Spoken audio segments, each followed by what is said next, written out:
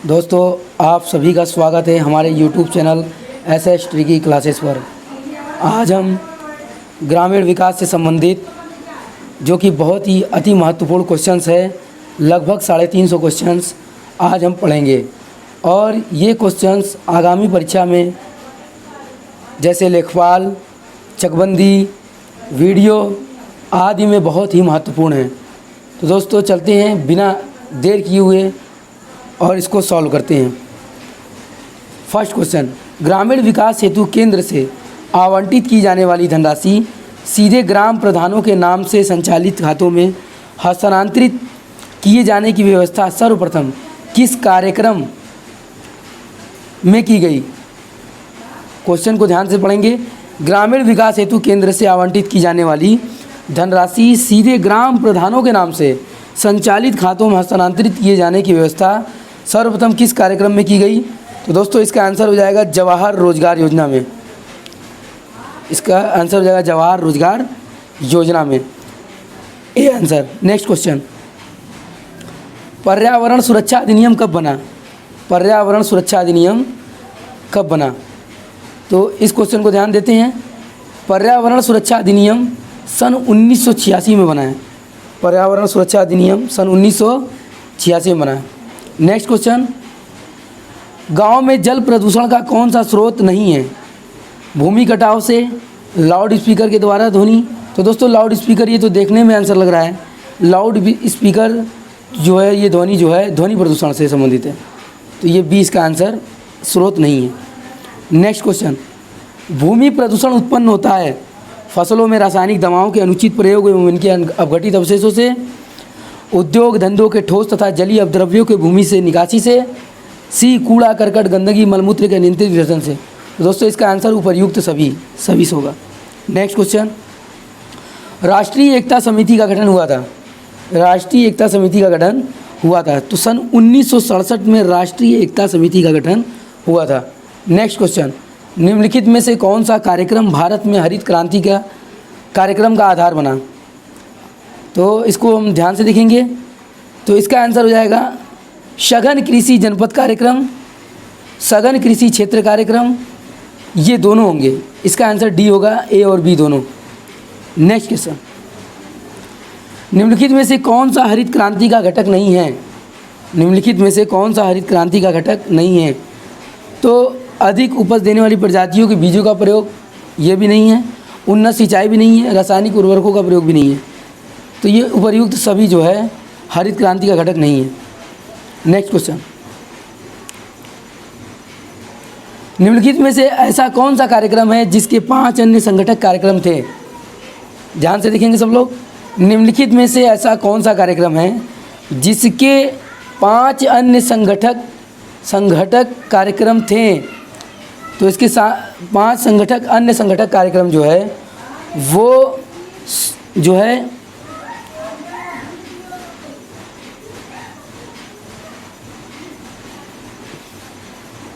एकीकृत ग्राम्य विकास कार्यक्रम है। तो एकीकृत ग्राम्य विकास कार्यक्रम जो है वो एकीकृत ग्राम्य विकास कार्यक्रम जो है 5 ऐसे संगठक कार्यक्रम हैं जो 5 अन्य संगठन कार्यक्रम से जुड़े हुए थे। नेक्स्ट क्वेश्चन, भारत में भूदान आंदोलन किसके द्वारा प्रारंभ किया गया था? तो भूदान आंदोलन भारत में किसके द्वारा शुरू किया गया? तो ये संत विनोबा भावे के द्वारा भूदान आंदोलन शुरू किया गया। नेक्स्ट क्वेश्चन, गांवों में रसोई घरों में प्रयुक्त परंपरागत चूल्हे में ईंधन से उत्पन्न ऊष्मा का भाग कितना प्रतिशत बेकार चला जाता है? गांवों में रसोई घरों में प्रयुक्त परंपरागत चूल्हे में ईंधन से उत्पन्न ऊष्मा कितने प्रतिशत बेकार चला जाता है? तो 17% जो है बेकार चला जाता है। नेक्स्ट क्वेश्चन, गांवों में वायु की दुर्गंध को समाप्त करने के लिए दिशा जंगल मानव मल यानी विष्ठा त्यागने हेतु जो है उसके लिए क्या करना चाहिए? गांव से दूर जाना चाहिए। महात्मा गांधी के अनुसार पाखाना फिरने के लिए गड्ढा खोदना चाहिए और बाद में उसे ढक देना चाहिए। तो इसका आंसर जो हो जाएगा वो 11 का सी, दोनों उपर्युक्त दोनों जो है इसका सही आंसर है कि गाँव में वायु की दुर्गंध को समाप्त करने के लिए दिशा जंगल यानी मानव मल यानी विष्ठा त्यागने हेतु गांव से दूर जाना चाहिए और महात्मा गांधी के अनुसार पखाना फिरने के लिए गड्ढा खोदना चाहिए। तो इसका आंसर हो जाएगा सी, उपर्युक्त दोनों। नेक्स्ट क्वेश्चन, गांवों के कुओं का पानी मनुष्यों के क्रियाकलापों से ही दूषित होता है, अतः रोकने का उपाय करना चाहिए। तो इसको रोकने का उपाय कैसे करना चाहिए? तो कुओं में यदा कदा लाल दवा पोटेशियम परमैंगनेट का प्रयोग करना चाहिए, सत्य है। कुओं में गंदे पाल्टी पानी न डाले, सही है। गाँवों के पनघट के चारों तरफ गंदा ना हो, सही है। अर्थात इसका आंसर जो होगा उपर्युक्त सभी। नेक्स्ट क्वेश्चन, निम्नलिखित में से कौन सा कार्यक्रम पहली पंचवर्षीय योजना में प्रारंभ किया गया?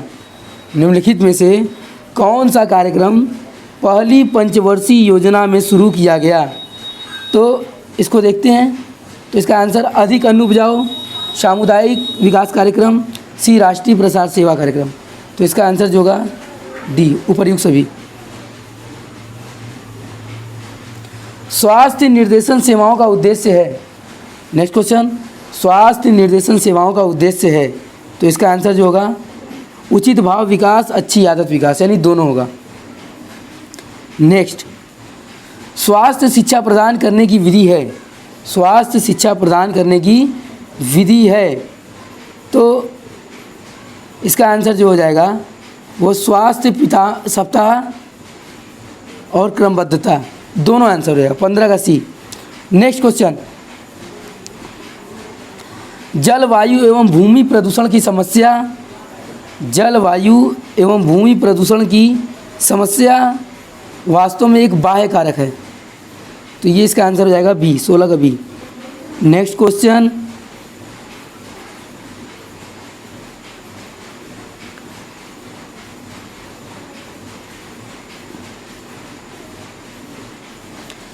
निर्मल ग्राम योजना का संबंध निम्नलिखित में से किससे है?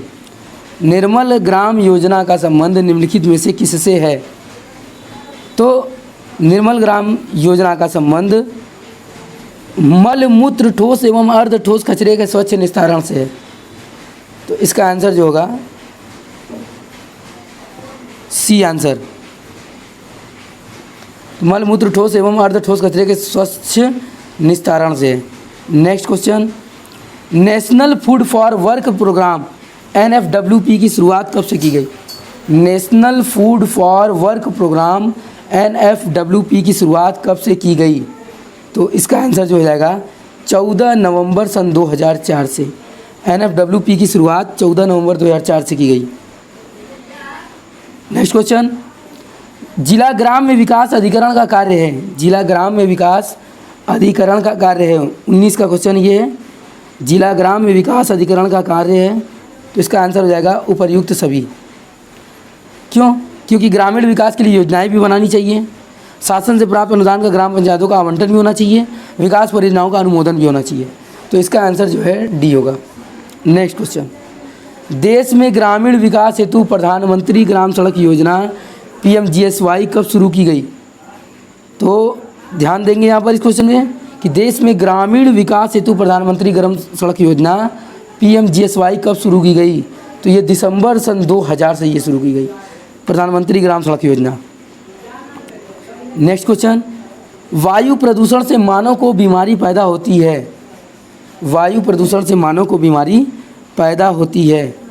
तो दमा तपेदिक रोग दोनों, इसका 21 का डी आंसर हो जाएगा। दमा और तपेदिक, टीबी और क्षय रोग, टीबी या क्षय रोग या तपेदिक जिसको बोलते हैं, दमा एवं क्षय और तपेदिक रोग दोनों ही हो सकते हैं। नेक्स्ट क्वेश्चन, भारत सरकार द्वारा ग्रामीण क्षेत्रों में पेयजल आपूर्ति में तेजी लाने के लिए राजीव गांधी राष्ट्रीय पेयजल मिशन कार्यक्रम शुरू किया गया। भारत सरकार द्वारा ग्रामीण क्षेत्रों में पेयजल आपूर्ति में तेजी लाने के लिए राजीव गांधी राष्ट्रीय पेयजल मिशन कार्यक्रम शुरू किया गया। तो ये कब से शुरू किया गया? तो राजीव गांधी राष्ट्रीय पेयजल मिशन कार्यक्रम जो है वो सन 1991 में शुरू किया गया था।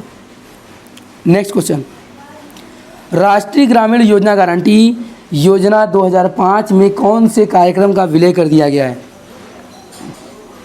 नेक्स्ट क्वेश्चन है कि राष्ट्रीय ग्रामीण रोजगार गारंटी योजना 2005 में कौन से कार्यक्रम का विलय कर दिया गया है? तो 23 का आंसर जो हो जाएगा सी, उपर्युक्त दोनों। कैसे? क्योंकि काम के बदले अनाज योजना भी था और संपूर्ण ग्रामीण रोजगार योजना भी था, तो ये उपर्युक्त दोनों इसका आंसर सही होगा। नेक्स्ट क्वेश्चन, ग्रामीण पर्यावरण की सुरक्षा किसकी रोकथाम द्वारा की जा सकती है? ग्रामीण पर्यावरण की सुरक्षा किसकी रोकथाम द्वारा की जा सकती है? तो वायु प्रदूषण की रोकथाम करके, जल प्रदूषण की रोकथाम करके, मृदा प्रदूषण की रोकथाम करके, उपर्युक्त सभी का ये जो है रोकथाम करके हम कर सकते हैं।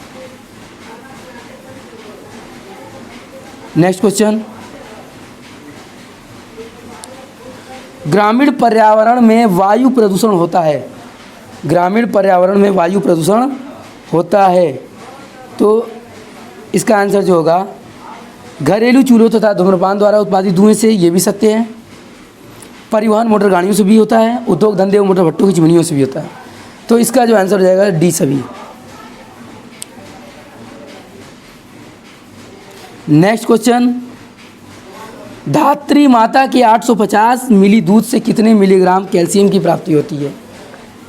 26वां क्वेश्चन है कि धात्री माता के 850 मिली दूध से कितने मिलीग्राम कैल्शियम की प्राप्ति होती है?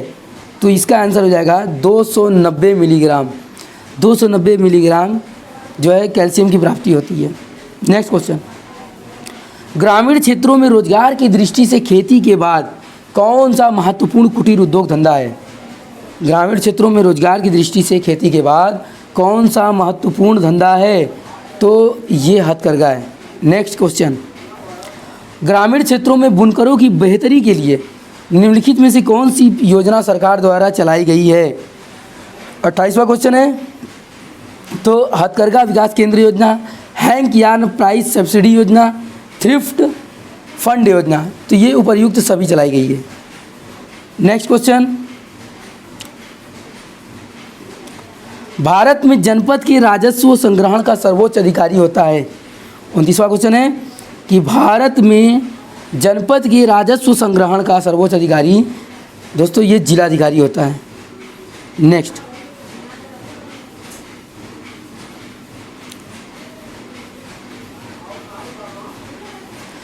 भारत के किस कार्यक्रम को विश्व बैंक ने विश्व का सबसे बड़ा सार्वजनिक कार्य योजना माना है?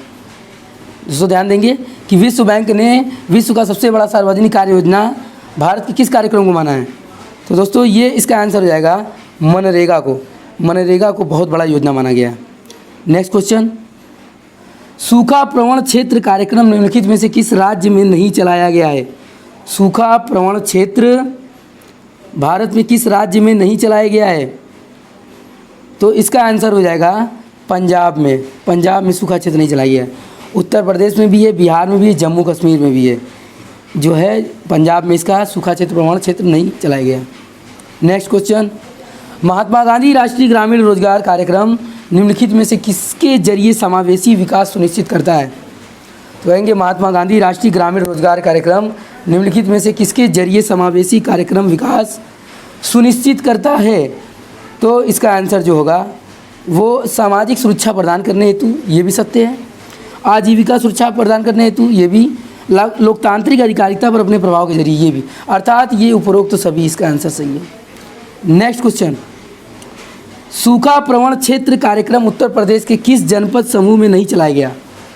सूखा प्रवण क्षेत्र कार्यक्रम उत्तर प्रदेश के किस जनपद समूह में नहीं चलाया गया? तो इसका जो आंसर हो जाएगा वो एटा, मैनपुरी और आगरा में ही चलाया गया है। एटा, मैनपुरी, आगरा में ये जनपद समूहों में सूखा प्रवण क्षेत्र कार्यक्रम नहीं चलाया गया है। दोस्तों अगर से हमारी वीडियो अच्छी लग रही हो तो लाइक करें, शेयर करें और सब्सक्राइब करें। नेक्स्ट क्वेश्चन, योजना आयोग ने निम्नलिखित में से किसे विकासात्मक आयोजना की आधारभूत इकाई मानी है? योजना आयोग ने निम्नलिखित में से किसे विकासात्मक आयोजन की आधारभूत इकाई मानी है? तो इसका आंसर हो जाएगा दोस्तों सी, विकास खंड। यानी विकास खंड को क्या है, योजना आयोग ने निम्नलिखित में से विकासात्मक आयोजन की आधारभूत इकाई मानी है। इसका आंसर हो जाएगा विकास खंड। 34 का सी। नेक्स्ट क्वेश्चन, सीमांत कृषक किसे कहा जाता है? सीमांत कृषक किसे कहा जाता है? तो इसके ऑप्शन है जिसके पास 1 हेक्टेयर से कम भूमि हो, जिसके पास 1 हेक्टेयर से अधिक भूमि हो किंतु 2 हेक्टेयर से कम भूमि हो, जिसके पास 2 हेक्टेयर से अधिक हो किंतु 5 हेक्टेयर से कम भूमि हो, या जिसके पास 5 हेक्टेयर से अधिक किंतु 10 हेक्टेयर से कम भूमि हो। तो दोस्तों क्वेश्चन है कि सीमांत कृषक किसे कहा जाता है। तो सीमांत कृषक दोस्तों ये जिसके पास 1 हेक्टेयर से कम भूमि हो, 1 हेक्टेयर से कम जिसके पास भूमि होती है वो सीमांत कृषक कहलाता है। नेक्स्ट क्वेश्चन 36, निम्नलिखित में से कौन सा ग्राम्य विकास का एक कार्यक्रम नहीं है। निम्नलिखित में से कौन सा एक ग्राम्य विकास का कार्यक्रम नहीं है। तो सार्वजनिक वितरण योजना जो है ये ग्राम्य विकास का एक कार्यक्रम नहीं है। क्यों? क्योंकि सार्वजनिक वितरण योजना जो है वो सामान्यतः हम लोग जानते हैं राशन की दुकानों पर इसका उपयोग किया जाता है और ये शहरों में भी किया जाता है। नेक्स्ट क्वेश्चन 37, 20 सूत्री कार्यक्रम किस प्रधानमंत्री के कार्यकाल में प्रारंभ किया गया।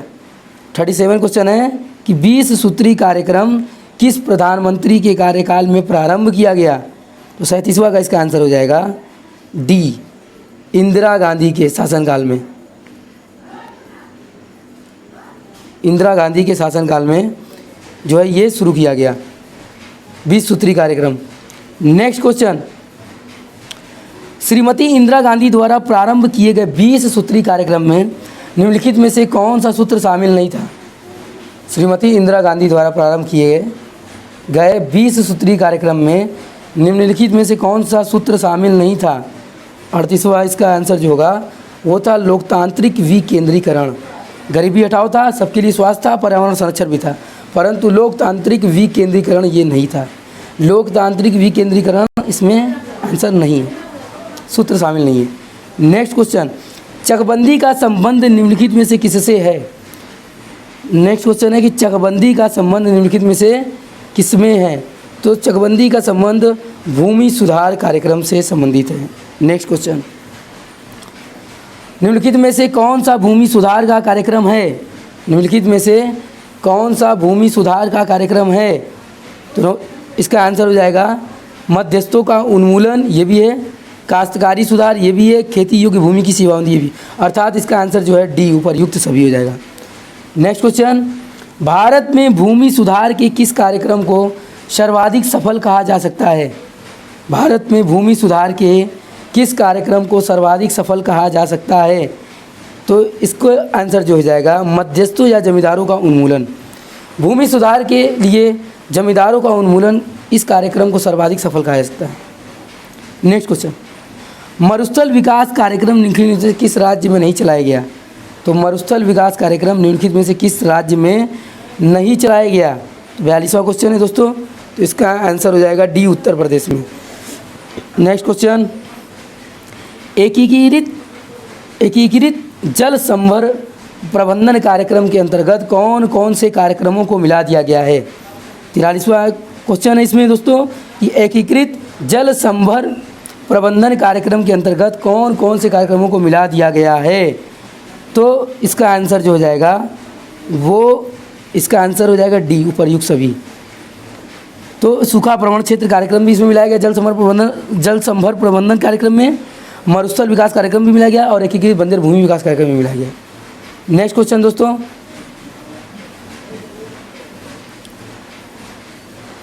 जरीब सर्वेक्षण में क्षेत्र को किस ज्यामितीय आकृति में बांटकर नापना आसान होता है। 44वां क्वेश्चन है कि जरीब सर्वेक्षण में क्षेत्र को किस ज्यामितीय आकृति में बांटकर नापना आसान होता है। तो कहेंगे त्रिभुजाकार आकृति में नापना आसान होता है। 1 हेक्टेयर का मान निम्नलिखित में से कितना होता है। तो 1 हेक्टेयर का मान लगभग जो है 10,000 वर्ग मीटर होता है। 1 हेक्टेयर का मान निम्नलिखित में से कितना होता है। तो 1 हेक्टेयर का मान लगभग 10,000 वर्ग मीटर होता है। नेक्स्ट क्वेश्चन, 1 एकड़ में कितना बीघा या रकबा होता है या कच्चा होता है। तो दोस्तों 1 एकड़ में बीघा, 1 एकड़ में जो है लगभग जो है वो 5 बीघा होता है। 1 एकड़ में लगभग 5 बीघा होता है। नेक्स्ट क्वेश्चन, भूमि सुधारों से संबंधित विषयों का उल्लेख भारतीय संविधान की 7वीं अनुसूची की किस सूची में है भूमि सुधारों से संबंधित विषयों का उल्लेख? भारतीय संविधान की 7वीं अनुसूची की किस सूची में है? तो दोस्तों ये राज्य सूची में है। नेक्स्ट क्वेश्चन, भारतीय संविधान अनुच्छेद 31B निम्नलिखित में से किससे संबंधित है? भारतीय संविधान अनुच्छेद 31B निम्नलिखित में से किससे संबंधित है? तो दोस्तों इसका आंसर जो हो जाएगा डी, इसका आंसर डी हो जाएगा। क्यों? क्योंकि इसमें जो है भारतीय संविधान अनुच्छेद 31B निम्नलिखित में से जो है वो मौलिक अधिकारों से संबंधित अनुच्छेद 31A के अंतर्गत भी अधिनियमों को विधिमान किया गया है और भूमि सुधारों से संबंधित राज्य सरकारों द्वारा पारित कानूनों को न्यायालय द्वारा अवैध घोषित किया गया होने से बचाने में संबंधित किया गया है और अधिकतम जोत सीमा निर्धारण भी संबंधित किया गया। तो भारतीय संविधान अनुच्छेद 31B निम्नलिखित में से सभी से संबंधित है। नेक्स्ट क्वेश्चन, निम्नलिखित में से किसे चकबंदी के अधीन नहीं लिया जा सकता है? तो दोस्तों इसमें क्वेश्चन पूछ रहा है कि निम्नलिखित में से किसे चकबंदी के अधीन नहीं लिया सकता है?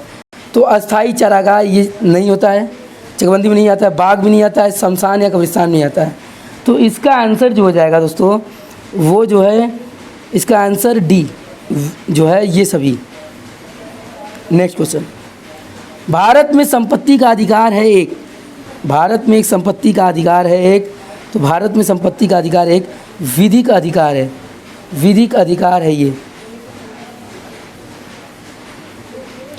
नेक्स्ट, भूमि सुधार कार्यक्रम को सर्वाधिक सफलता किस राज्य में मिली है?